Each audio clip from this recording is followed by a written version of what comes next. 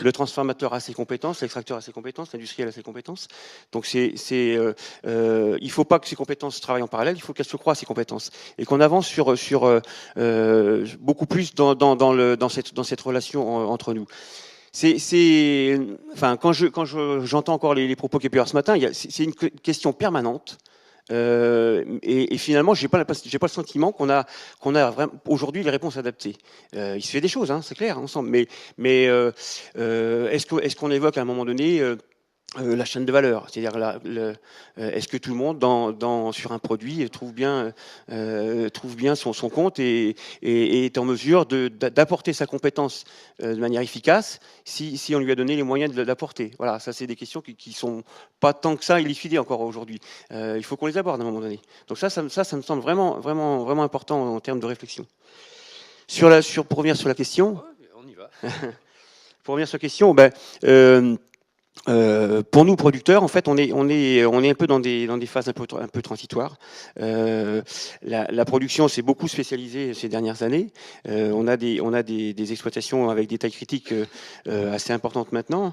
Et le cap peut-être le plus difficile, justement, là encore, c'est en relation avec ce que je dis avant, c'est que il faut qu'on intègre beaucoup d'informations. Il faut qu'on intègre dans nos stratégies des données qui sont importantes. Et on arrive donc à une taille critique qui doit nous faire passer peut-être d'un raisonnement peut-être trop agricole à un raisonnement peut-être de type plus industriel, quoi, avec l'internalisation dans nos exploitations, dans nos entreprises, de compétences qu'on n'a peut-être pas aujourd'hui. Je pense à les notions de qualité, par exemple. La qualité, on en parle beaucoup. C'est complexe à suivre, c'est complexe alors il y a des fois, on a peut-être des fois un peu de mal à se dire, mais attendez, comment on va avancer là-dessus? Mais à un moment donné, on a peut-être besoin de gens compétents pour nous accompagner. Alors après, ça peut prendre toutes les formes possibles, mais c'est ce genre de problématique. Un cap en organisation, en restant dans votre métier actuel, oui, mais en essayant de devenir, donc en élargissant les compétences disponibles, acquises, vous l'avez dit, sous forme diverses, pour faire encore mieux votre métier. C'est ça, avec toutes ces composantes. Tout à fait, oui. Répondre à tous les défis qui nous sont posés aujourd'hui. Voilà, on n'est plus seulement des producteurs, là, on n'est plus seulement là pour planter une plante et puis la récolter. Il faut qu'on intègre les notions de qualité, il faut qu'on intègre les notions de suivi, il faut intégrer les notions de reproductibilité. Enfin voilà, il y a des challenges qui sont réglementaires, les allégations santé. Bien sûr, oui, tout à fait. D'accord. Et est-ce que c'est le même challenge que vous avez en horticulture, Monsieur Chassaing? Comment vous adaptez à cet environnement si changeant?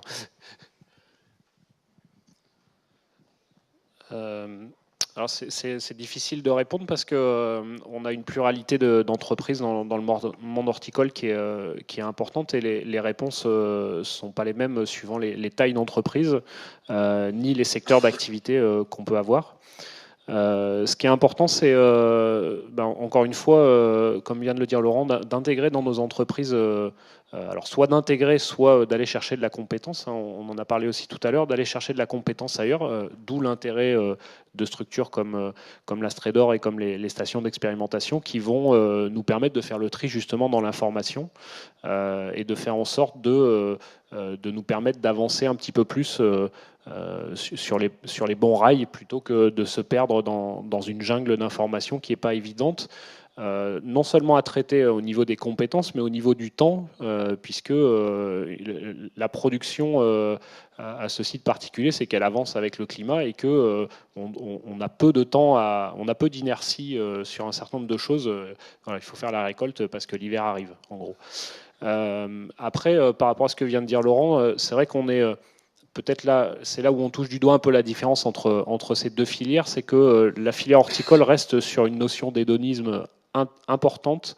Monsieur Vasse soulignait tout à l'heure que le mode de consommation était un peu différent sur l'alimentaire et sur la jardinerie, c'est-à-dire que c'est une consommation plus de plaisir et que du coup, rentrer ces aspects industriels dans notre production horticole est encore un peu plus difficile parce qu'il y a davantage de freins à faire ça. Malgré tout, c'est encore une innovation à faire sans pour autant que le consommateur voit ce qui se passe à l'intérieur de nos entreprises et donc avoir des process qui sont très industrialisé, pour employer le terme et le reprendre, pour autant avoir malgré tout une plante unique qui est celle que le consommateur veut. La récolte l'hiver, il y a aussi fournir le jour de la fête des mères ou le 1er mai ou équivalent dans vos métiers. Ça, c'est très concret. Comment vous adaptez justement en fait, c'est le jour J, quoi. Ouais, c'est ça. C'est le syndrome du 1er mai. C'est-à-dire que si vous arrivez avec du muguet en fleurs le 5 mai, vous n'en vendez pas. Et donc, on a un certain nombre d'entreprises voilà, avec des dates. Le chrysanthème, c'est pour la Toussaint. Le rosier fleuri, c'est pour la fête des mères. Et donc, on doit aussi trouver des solutions pour s'adapter, pour maîtriser le climat et adapter nos plantes à un jour donné. Ce qui est peut-être plus facile dans l'industrie où on s'affranchit de toutes ces problématiques-là. Donc, pour ça, on essaye de s'approprier toutes les techniques qui sont utilisées aujourd'hui. On parlait de culture à froid ou de choses comme ça, tout en conservant ces dates de sortie de plantes et de qualité de plantes pour rester dans ce que veut le consommateur. Parce que tout à l'heure, on parlait de la PBI et donc de l'éducation du consommateur sur un certain nombre de choses et sur la possibilité d'avoir du puceron sur la plante. Maintenant, vendre du rosier fleuri après la fête des mères au 14 juillet, par exemple, ça va être difficile, quoi. C'est plus possible. Un petit saut au niveau de la formation. Et vous vouliez rajouter, je vais vous poser. Je me permettais de poursuivre ce que disait M. Chassagne. Je crois aussi que l'un des enjeux, c'est de renouveler le regard que l'on porte sur le végétal, parce qu'on a tout un travail à faire vis-à-vis des consommateurs là-dessus. À la fois s'appuyer sur la tradition, 1er mai, fête des mères, etc., bien sûr, mais également sur tous les bienfaits du végétal, y compris donc dans le cercle du consommateur, du particulier, si vous voulez, mais également pour les autres marchés et les prescripteurs que sont les villes en la matière, nécessitent aussi des adaptations particulières. Et je crois que cette capacité à renouveler le regard, à porter, c'est-à-dire à aller anticiper la vision que le consommateur peut avoir du produit, c'est aussi une source d'innovation. La nécessité de l'intégrer, en tout cas. Là, vous faites une petite projection. L'histoire, c'est un petit retour en arrière. L'aspect culture avec son double sens, culture en production, culture culturelle, c'est une histoire qui se perd un petit peu. Comment vous gérez ça? On a eu des échanges d'ailleurs dans les ateliers hier sur l'aspect botanique qui venait dans un deuxième temps. Mais d'abord, une couleur, un port, un achat peut-être d'impulsion, je ne sais pas si c'est le terme exact, mais en tout cas, qui est déclenché par d'autres critères que le critère botanique. Comment vous gérez ça, cette perte de connaissance de la culture et de l'histoire des végétaux? Je crois que la première des choses, c'est qu'il ne faut pas qu'on s'enferme. C'est-à-dire qu'à un moment ou à un autre, on est peut-être victime d'ailleurs dans notre secteur de l'horticulture ornementale, c'est-à-dire comme si elle ne servait qu'à l'ornemental. Et la beauté qu'on peut y trouver, soit, mais ensuite on sait qu'elle est aussi source d'émotions, et puis elle est source d'autres bienfaits. Donc je crois qu'il faut qu'on ait une diversification maximum pour permettre effectivement d'élargir finalement le marché. Ça, c'est la première chose. Et la deuxième chose, en effet, un végétal, c'est source de culture, au sens où on est capable de raconter de l'histoire du végétal. La ville de Nancy a mis en place un parcours de végétaux dans ses parcs publics avec un flashcode. On accède à l'histoire de l'arbre, ce qui s'est passé, d'où il vient, etc. Et il y a une étude actuellement qui est en cours, qui a été commanditée par le GIE Atout France, qui vise à donc vocation touristique, c'est-à-dire en quoi le végétal en ville est une source d'attractivité pour les touristes. Et là, on ramène du sens, c'est-à-dire qu'au-delà d'un simple objet, parce que parfois le végétal n'est qu'un objet, un objet de déco. Là, on ramène du sens, de la culture, du contenu, et normalement, c'est pour créer de la valeur, me semble-t-il.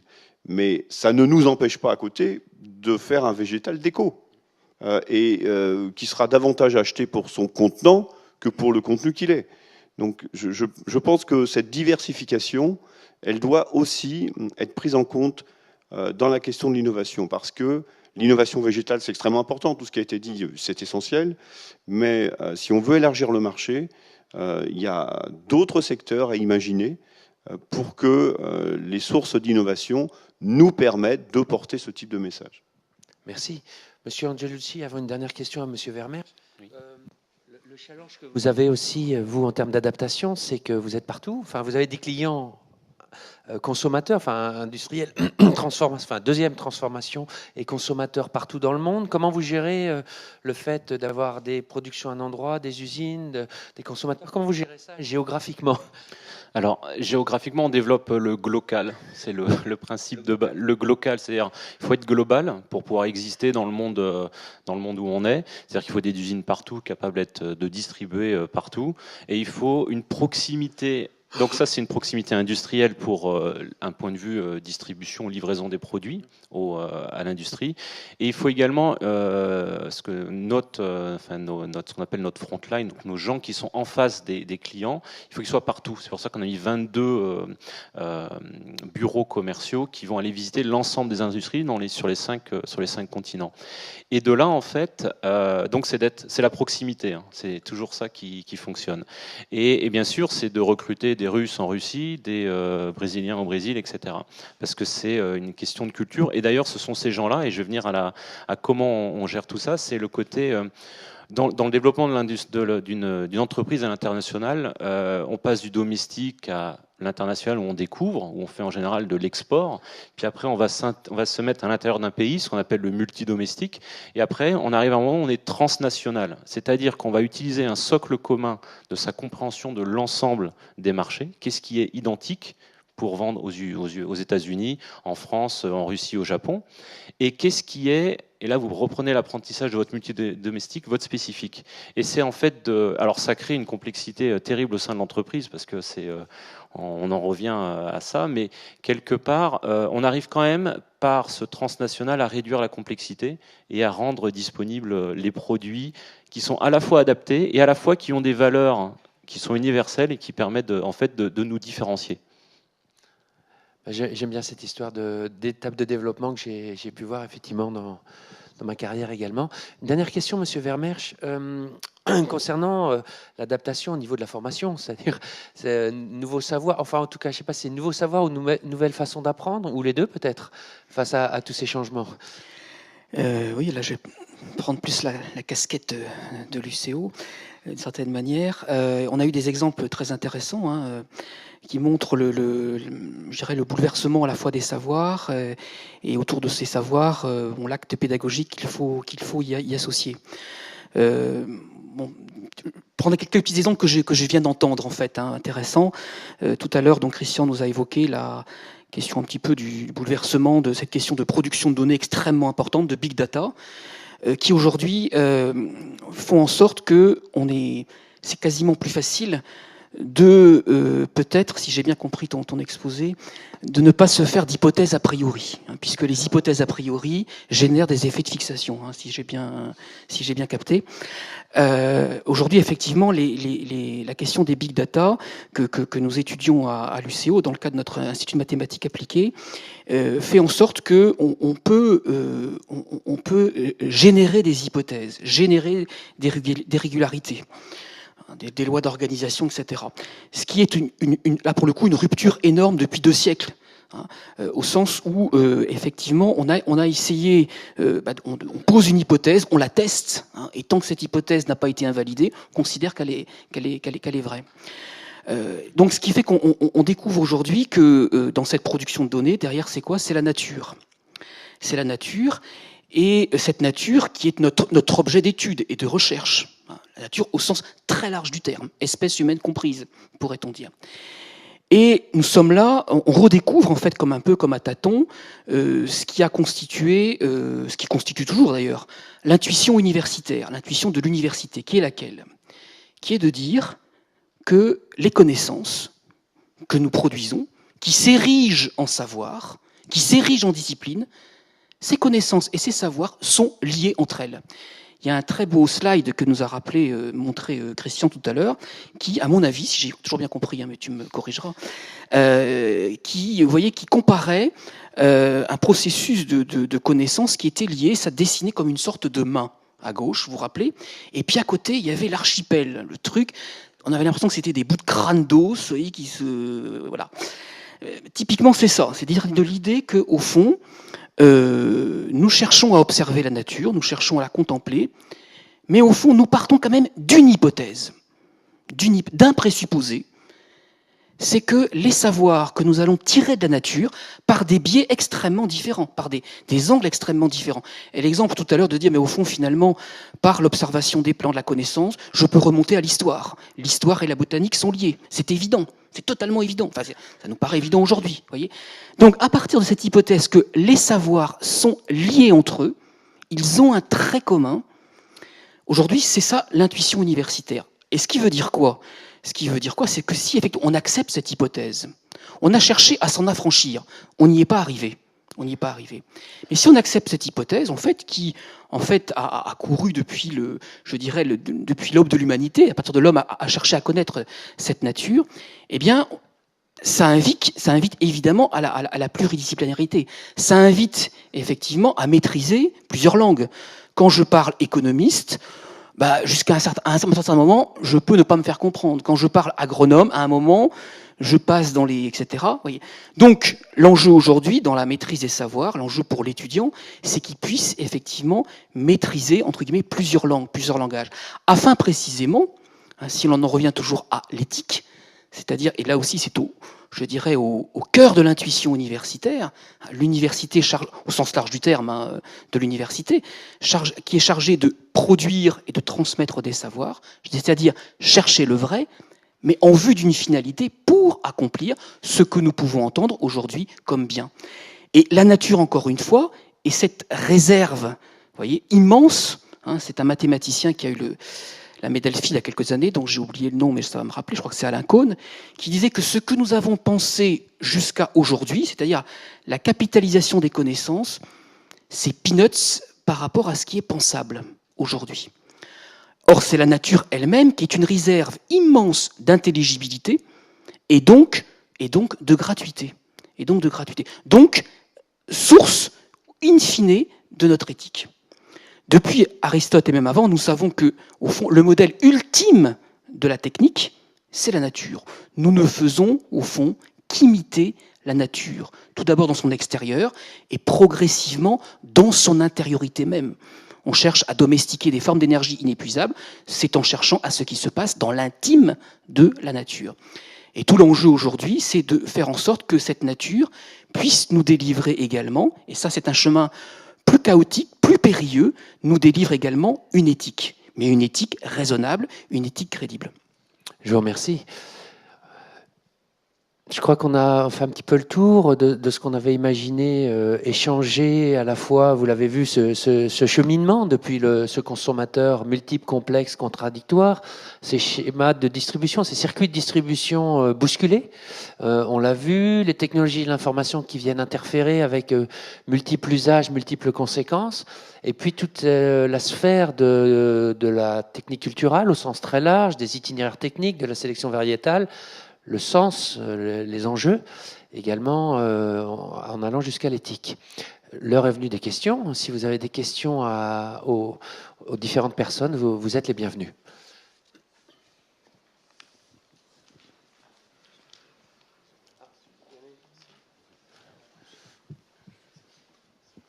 Bon, je vais poser la première question. En fait, moi, je suis un peu inquiet.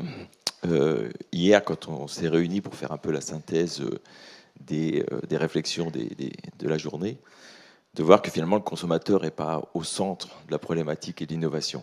Ça m'inquiète. Alors c'est vrai qu'il y a beaucoup d'innovations. Patrick Chassagne évoquait ça, d'innovation invisible, enfin, ou transparente, voilà. Alors qu'en fait, quand même, notre consommateur, lui, il veut voir quelque chose. Et quand on regarde si un secteur d'activité est innovant, on fait une veille et on regarde toutes les semaines, tous les mois, tous les ans, quel est le nombre d'innovations qui apparaît sur le marché. Et en fait, notre filière est peu innovante au regard de ce critère. Alors, Jean-Marc Vaz, tout à l'heure, évoquait le fait qu'il fallait aussi éduquer le consommateur, il avait des nouveaux besoins, il fallait communiquer avec lui pour l'expliquer. Moi, ce qui me gêne un petit peu, c'est que, pour illustrer un peu mes propos, je suis chercheur et j'ai beaucoup cherché mes sources d'inspiration, même si je suis en biologie dans le secteur de l'automobile et de la micro-informatique. En fait, on sait aujourd'hui que le besoin du consommateur change. il a changé, parce qu'il n'a plus la culture agricole, il n'a plus la culture du végétal. Donc aujourd'hui, on s'interroge sur les fonctionnalités du végétal dans la structuration de l'individu et dans son nouveau mode de vie. Donc aujourd'hui, on va plutôt penser à des phénomènes, bon, ce que Jean-Marc évoquait tout à l'heure, d'apaisement. On a en ville, on a une vie qui s'accélère, donc le végétal peut avoir un rôle d'apaisement, un rôle d'identification, un rôle de différenciation. Voilà tout un certain nombre d'éléments auxquels on ne pensait pas avant, mais qui permet à l'individu de se construire, de se positionner dans une société actuelle. Donc par rapport à ça, moi, je suis un petit peu inquiet. Alors c'est vrai que on a un certain nombre dans la filière de concours à l'innovation et on fait toujours le constat, il n'y a pas d'innovation végétale. Patrick Jassin l'a évoqué aussi tout à l'heure en disant, aujourd'hui, quand on fait des créations variétales, c'est surtout l'innovation technologique quelque part. Ce n'est pas amener un nouveau produit au consommateur. Donc ça, c'est la première chose, c'est-à-dire que on doit quand même être là pour répondre à un besoin du consommateur. La deuxième chose, c'est que vis-à-vis de la filière, toujours sur la même question, quand on parle de la politique de prix, puisqu'aujourd'hui on voit les prix de nos produits qui baissent de plus en plus, on essaye de faire l'innovation technologique pour produire au moins cher possible pour dégager un minimum de marge. Mais dans la plupart des produits, c'est quand même l'innovation qui fait la politique du prix. C'est parce qu'on amène un produit innovant que le consommateur n'a pas un référentiel par rapport au prix et qu'il est prêt à le payer plus cher. Si c'est un produit qui est là depuis très longtemps dans les rayons, il a un référentiel qui se construit et il va essayer de tirer le prix vers le bas. Donc je suis inquiet de me dire quelle sera demain vraiment l'innovation produit qu'on pourra proposer et quelle méthode mettre en place pour que demain on puisse proposer l'innovation produit sur le végétal à notre consommateur. Je vous remercie. Je vous propose, Monsieur Angelucci, Monsieur Vasse, Monsieur Vasse également après. Ouais. Donc, alors, je crois qu'il y a un problème de perception. J'entends que vous êtes inquiet, et moi j'ai une bonne nouvelle pour vous. C'est qu'au sein de l'industrie agroalimentaire, cosmétique et pharmaceutique et des compléments alimentaires, l'innovation c'est le végétal.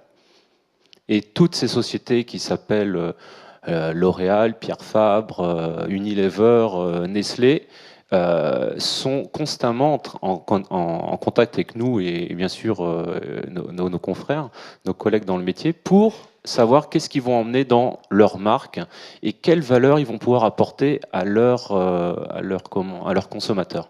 Donc l'innovation, alors il y a sans doute un problème de perception parce que nous, dans le B2B, on est les innovants. Et on est dans les filières végétales. Donc il y a un lien quelque part qui n'est pas fait. Je vais faire un autre lien qui était très intéressant, notamment avec une rencontre qu'on avait fait, ce qu'on appelle sur les journées d'innovation, où on fait venir nos clients sur notre entreprise. Et un des aspects qui est ressorti, c'est pourquoi ils sont en contact avec Naturex, c'est parce qu'on est le lien vers ce qu'on appelle le sourcing. Aujourd'hui, les marques, elles ne vous voient pas, et elles veulent vous voir en fait. Parce qu'elles veulent comprendre quelles valeurs elles peuvent emmener derrière ça. C'est-à-dire, ça peut être des valeurs écologiques, ça peut être des valeurs de bien-être, tout ce que vous venez d'évoquer, mais sauf qu'elles n'arrivent pas à le percevoir. Parce qu'elles ont un marketing qui scrute en continu le consommateur, ils perçoivent ce qu'ils veulent, mais ils ne savent pas forcément y répondre. L'ingrédient que nous, on produit est en fait issu du végétal et va porter certaines de ces valeurs. D'où je reviens à l'idée d'être mieux dans une filière là-dessus. Et peut-être qu'aussi, je vais rebondir sur autre chose, le consommateur, il a aussi besoin d'être éduqué, et il le demande. Parce qu'on a beaucoup parlé, il change, mais il change peut-être, mais il a aussi besoin d'informations et de comprendre. Par exemple, la valériane marche très bien pour s'endormir avec la camomille ou la mélisse, mais voilà, est-ce qu'il a besoin demain d'avoir une autre plante que celle-là, ou est-ce qu'il a besoin d'une plante qui a une histoire derrière et qui vient de tel endroit et qui a eu telle innovation technologique dessus, etc. Il est autant sur l'innovation du produit lui-même et des bénéfices que sur l'histoire que le produit porte en fait. Donc tout ça, il faut le porter, c'est l'idée de filière. Et peut-être qu'il y a une piste de réflexion pour essayer de rebondir sur les choses, c'est que dans toutes les filières qui fonctionnent ou dans toutes les entreprises qui ont des stratégies qui fonctionnent, il y a peu de stratèges. Il y a une stratégie globale et il y a beaucoup d'opérationnels. Et ça, c'est le succès de l'ensemble des sociétés sur le marché. Et je reviens sur l'exemple d'Apple. Il n'y avait qu'un seul stratège et que des opérationnels, et après, un mode participatif pour avoir de la créativité. Et c'est comme ça que ça fonctionne. Il faut une stratégie d'ensemble qui soit adhérée, quelle vision, quelle valeur on porte, et après, il faut que l'opérationnel fonctionne en fonction de ça, en utilisant les talents en son sein. C'est comme ça qu'en fait, on fonctionne dans une entreprise, mais qu'une filière ne fonctionne pas forcément, en fait. Merci. Il y a Monsieur Chassaing qui m'a fait un petit signe. Et après, on va reprendre dans l'autre sens. Alors, ou Monsieur Valls, peu importe. Il y a Monsieur Huyghe également qui souhaite s'exprimer. Allez-y. J'ai envie de répondre. En fait, on a déjà tout pensé, et le problème, c'est d'y recommencer, quoi. C'est-à-dire qu'à un moment ou un autre, j'ai quand même le sentiment qu'on n'est pas allé défricher suffisamment les attentes des consommateurs. On a un manque de données réelles. Et même les grandes enseignes ont fait des travaux, mais quand on demande effectivement la dimension de leurs travaux, ça reste malgré tout limité et mesuré. Donc je crois qu'on a à aller explorer. Et c'est à partir de cette exploration, on a un renouvellement des générations, si vous voulez. Donc bien sûr, on va reparler du 1er mai, on va reparler de la fête des mères, etc. Tout ça, c'est du culturel, c'est de l'acquis, etc. Et je pense qu'effectivement, le fait que, bon, quelqu'un disait tout à l'heure que nous sommes 80% à vivre en ville. Donc il y a un détachement de cette culture ancestrale du rapport au vivant et au végétal. Et donc du coup, quand on a encore ce rapport, c'est un rapport qui renvoie à l'histoire du père, du grand-père, de l'arrière-grand-père. Donc du coup, on revient dans la tradition. Et je pense qu'on est limité par cette façon de regarder le produit. Et les nouvelles générations, il faut vraiment aller les interroger. Il faut vraiment aller les interroger. Il y a d'autres filières. Quand on voit les modifications de comportement des nouvelles générations à l'égard des sépultures, des cérémonies, il y a des entreprises qui vraiment s'interrogent sur comment elles vont s'adapter à cela. C'est bien que le monde change. Et je crois que dans notre domaine, il y a lieu de produire de la référence pour mieux connaître notre consommateur et pour pouvoir défricher d'autres perspectives, d'autres champs d'investigation qui nous permettront sans doute de développer d'autres produits, me semble-t-il. Là, alors je partage un peu l'inquiétude. Valeur a mis en place un groupe de prospective qui vise à aller imaginer 2040. On a travaillé selon la méthode de Michel Sébillotte de l'INRA. Nous allons produire des macro-scénarios après avoir généré plus de 500 hypothèses. Et finalement, on va essayer de déclencher, si vous voulez, 2 ou 3 balises. On finira par 4 ou 5 scénarios. Et derrière, il faudra que l'ensemble des acteurs de la filière s'approprient cette réflexion-là. Parce qu'on ne peut pas bâtir de stratégie si on n'a pas essayé de voir un peu plus loin et un peu plus juste. Et du coup, le travail qui nous attend après, c'est de définir une stratégie de filière où cette stratégie, elle doit se faire de l'amont à l'aval, dans la solidarité de chacune des étapes. Il n'y a pas de compétitivité d'une filière si on n'est pas capable d'avoir une solidarité dans la filière et une solidarité avec l'amont. Et on ne peut pas laisser simplement l'amont innover. C'est une responsabilité de l'aval, une responsabilité d'abord dans l'information à donner et une responsabilité aussi financière. Il y a un partage des coûts de la R&D tout au long de la filière. C'est comme ça que la filière réussira, de mon point de vue. Oui, juste pour répondre, Gilles, un petit peu plus précisément, c'est vrai que bon, Monsieur Vaz vient de le dire, les consommateurs doivent être éduqués, on l'a dit. Moi, ce qui me paraît important dans l'innovation végétale aujourd'hui aussi, c'est ce qui se passe autour du végétal et en particulier le service qu'on apporte aux consommateurs. On parlait d'éducation tout de suite. Il y a l'éducation, mais il y a le service. C'est-à-dire que si je veux planter un arbre dans mon jardin, il faut déjà que j'ai une remorque pour aller le chercher. Or, aujourd'hui, plus personne n'a de remorque pour aller chercher des arbres. Donc, soit on vend plus d'arbres parce qu'on n'a plus de consommateurs en face, soit on trouve un service qui va permettre d'avoir accès à ça. La deuxième chose qui est importante, c'est de faire en sorte que l'ensemble des consommateurs ait la main verte. Et là, c'est une innovation invisible, et je reprends ce terme-là exprès. Quand vous achetez un arbre fruitier, de la même façon que quand vous achetez un téléphone, il doit téléphoner. Quand vous achetez un arbre fruitier, il doit avoir des fruits. Or, aujourd'hui, dans certains cas, ce n'est pas le cas, justement. Soit parce qu'il faut de la technicité, soit parce que le climat n'est pas bon, soit ce genre de choses. Et aujourd'hui, l'innovation végétale, c'est aussi faire en sorte que la plante soit adaptée au consommateur, qui est un consommateur qui n'est plus un amateur éclairé comme c'était dans le cas, mais qui est un amateur au sens où on l'entend aujourd'hui. Voilà ce que je voulais dire sur ce point-là. Donc il faut vendre le pommier avec le cajot de pomme, c'est ça que vous dites aussi? Non, peut-être pas. Monsieur Huyghe. Oui, je voulais revenir sur le consommateur et l'inquiétude. Et je pense qu'une partie de notre inquiétude vient du fait qu'on a un sentiment d'urgence. Alors je vais prendre le contre-pied de ça et dire qu'est-ce qui se passe si on se dit qu'on a le temps? Si on a le temps, on doit réfléchir sur des pas de temps longs, évidemment. Et je pense, à titre personnel, que l'investissement majeur qu'on doit faire, c'est la formation et l'éducation des enfants. Si les gens sont en ville, ils sont en ville, point final. On ne va pas décréter demain que tout le monde à la campagne. Ça a été fait 2 fois dans l'histoire et ça a été un drame. Et donc on doit, par la formation et l'éducation des plus jeunes, reconstruire ce lien au vivant.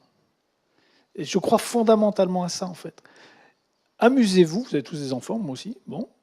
Regardez comment la biologie est enseignée. Moi, j'ai été terrifié quand mon dernier est arrivé en seconde et de voir que le cours de biologie, c'était de la biologie moléculaire. Wow. Et c'était terrifiant. Et en fait, j'ai quelques années d'études en plus et je comprenais à peine ce qui était dedans. Et ben, je regrette. C'est pas de l'éducation. Voilà. Et donc, je pense qu'on doit investir là-dessus. C'est comment les filières de l'ornement, des plantes médicinales ou à parfum. Bref, ce secteur-là, comment il investit l'éducation? Qu'est-ce qu'on met là-dedans? Et ça pèse sur 2 choses, en fait. Ça rejoint ce que disait Jean-Marc sur le sens du progrès. Ceux qui viennent du monde agricole, ils ont une vision de l'histoire. Ceux qui ne viennent pas du monde agricole, ils n'ont plus de vision d'histoire. Ils considèrent qu'un arbre à peine planté, il doit être couvert de pommes. Bon. Ou alors qu'il y a un cajot de pêche, c'est une bonne idée, ceci, ou un cajot de pêche de pommes. Il ne faut pas se tromper d'espèce, mais non, vous devez retrouver ce sens-là. Et donc, quel est le sens du progrès que vous donnez? C'est assez marrant et ça rejoint la question soulevée par Dominique tout à l'heure, la communauté des valeurs, en fait. C'est un truc très rigolo. Alors, j'ai quitté le monde des potagères, des ornementales pour aller vers le monde des potagères. C'est une histoire bête ce que je vais vous raconter, mais vous allez dans un supermarché et la communauté de valeurs de la forme du concombre, il doit être droit. Le même consommateur qui, parce que ça l'amuse, il va sur un marché de proximité, le concombre doit être courbe. Parce que derrière, en fait, ça représente un certain nombre de choses. Comment on arrive à construire ça par la formation, par l'éducation? Et si on arrive à faire ça, à ce moment-là, on va rendre certaines transitions possibles. La transition que vous souleviez tout à l'heure, M. Chassagne, sur est-ce qu'on a le droit d'avoir un puceron sur un rosier, en fait? C'est parce qu'on a éduqué le consommateur d'une certaine façon. Enfin, l'éduquer, ça ne veut pas dire on ne va pas lui bourrer le mot, en fait. Il faut apprendre qu'un puceron, ça existe, en fait. Hein. Et que pour tuer le puceron, ben, soit vous mettez des pesticides, soit vous acceptez qu'il y ait un puceron. Eh oui. Il faut éduquer pour que certaines technologies deviennent acceptables. Pourquoi les biotechnologies ne sont pas acceptables, en fait? Et elles sont difficilement acceptables. Parce qu'en gros, entre guillemets, on n'y comprend rien. On dit, vous inquiétez pas, jeunes gens, on s'occupe de tout. Eh bien, apprenons. Et je pense que la seule façon sur des pas de temps longs, encore une fois, ça prend des générations, ce truc-là. Hein. Ben, sur des pas de temps longs, la seule façon de faire baisser des formes d'aversion au risque et donc de permettre certaines transitions de se faire et d'avoir des nouvelles communautés de valeurs, ça passe par la formation des jeunes. Et il y a des associations qui font ça. Hein. Plantécité, François, il est là, il pourrait témoigner. Comment on se sont investis dans l'éducation, dans la formation. Et je pense que c'est une zone qu'on doit vraiment, vraiment investir. Merci. Une dernière question, on va essayer de la faire simple. Une question, une réponse. Ah, ouais, il y en a déjà 2. Alors là, je laisse les personnes qui donnent les micros faire la sélection. Bon, ben voilà. Désolé, madame Edith.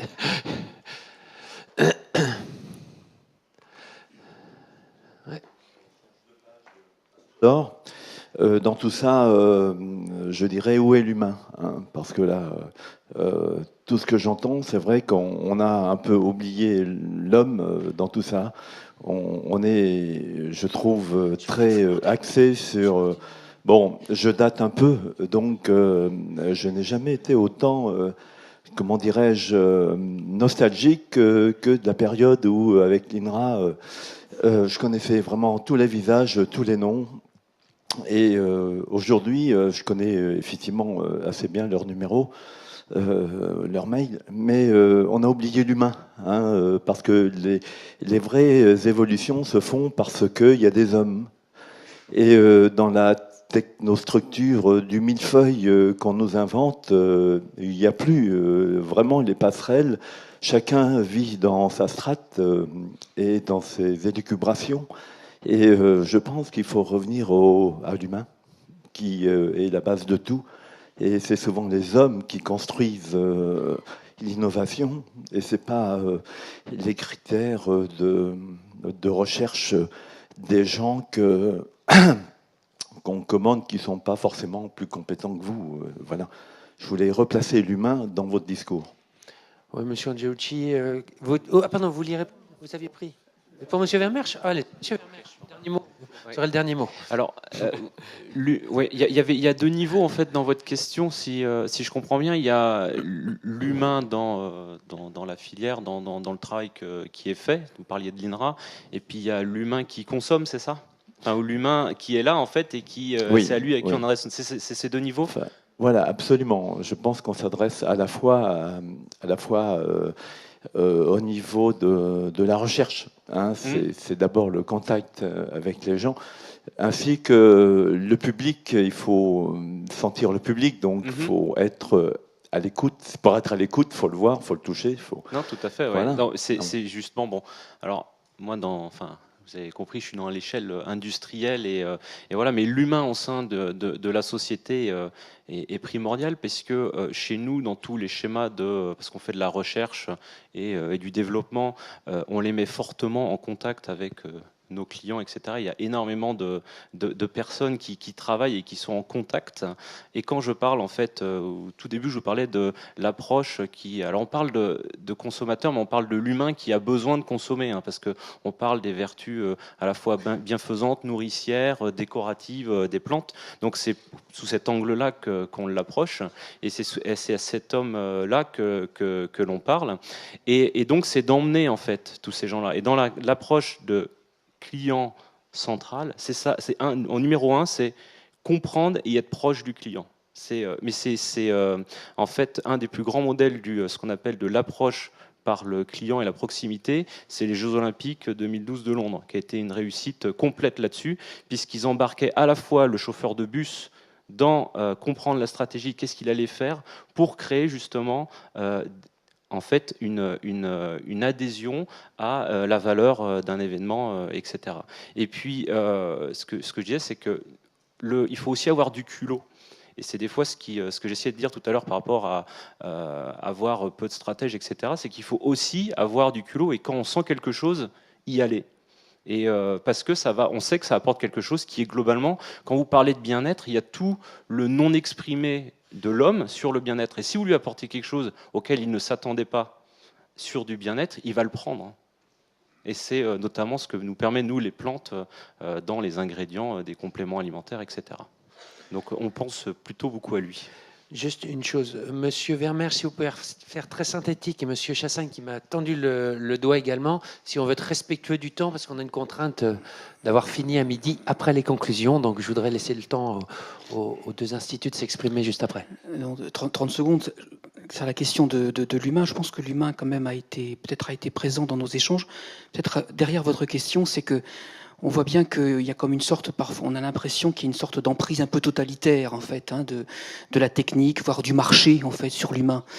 Et cette belle définition de la dignité humaine, qui est de le dire, c'est être digne, c'est quoi?